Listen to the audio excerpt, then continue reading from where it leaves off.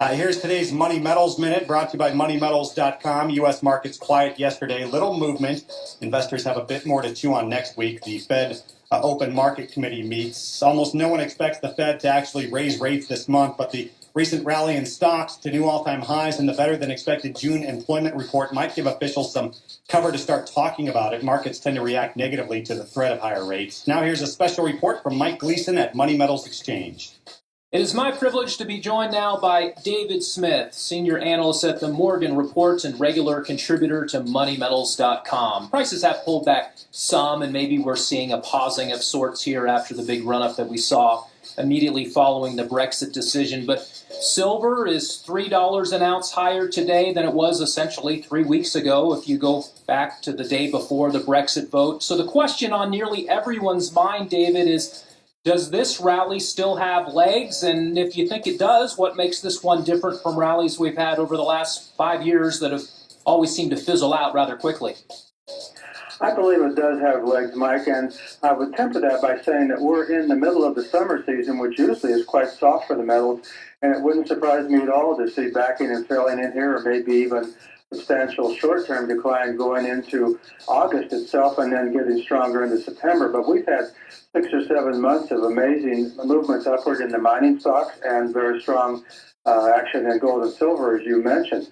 And I think what's interesting about this is the way it came off of that 4.5-year cyclical bear market low, and it surprised a lot of people, and a lot of analysts were either getting in and out or kept watching and whatever. And so it's been frustrating and fascinating for people, and the main thing has just been, I think, for metals holders to buy in tranches, and if they're going to do it every 30 days or when they have extra money or whatever, but not to try to wait till there's some magic point where you would suddenly take or add to a position.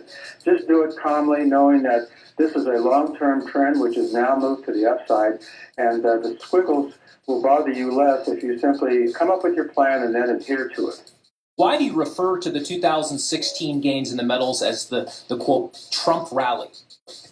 Well, because looking at Donald Trump's political accomplishments without being on one side or the other in terms of making value judgments about him, is that all the commentators have been wrong. So he was continually underestimated and belittled and all this sort of thing.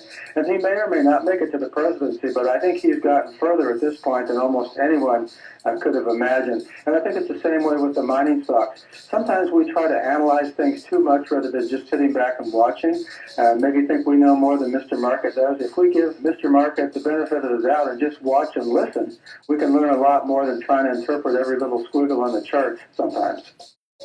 Speaking of the charts, our mutual friend Steve St. Angelo at the SRSRockReport.com wrote an article about how silver is flirting with a sustained breakout above its 50-month average, which is sitting at around $20.35. Why would this be a major level, and what are the key levels above that?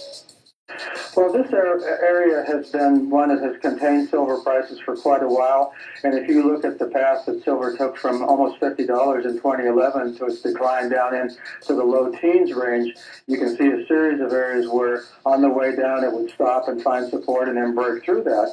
And that was the kind of the theme from 2011 right up until last winter. And then that started changing with base building that silver and gold made the physical prices in December, and then confirmation with the mining stocks themselves, which actually, if you want to put a date on it, I think it was January 19th that we really saw confirmation, because a lot of these mining stocks made temporary intraday lows, then reversed on higher volume and moved higher, and they never really looked back. And so all the quality mining stocks now have made very large gains, and the metals have gone along concomitant with that. So they're both moving in the same direction, and I think it's very fascinating.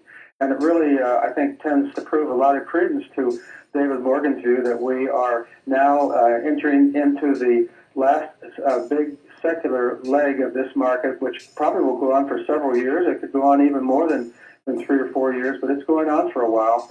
And it will carry prices eventually into a phase that will be a public mania phase, where people will be attempting to buy the metals and they won't be able to find them. And when they do, the price will be inordinately high, not only in terms of the actual nominal price itself, but the bid-ask spread that will go much, much higher than it is today.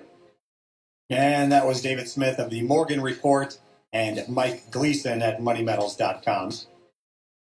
Live prices at moneymetals.com show gold currently trading, let's see here, at $1,320.50 per ounce. Silver comes in at $19.61 per ounce.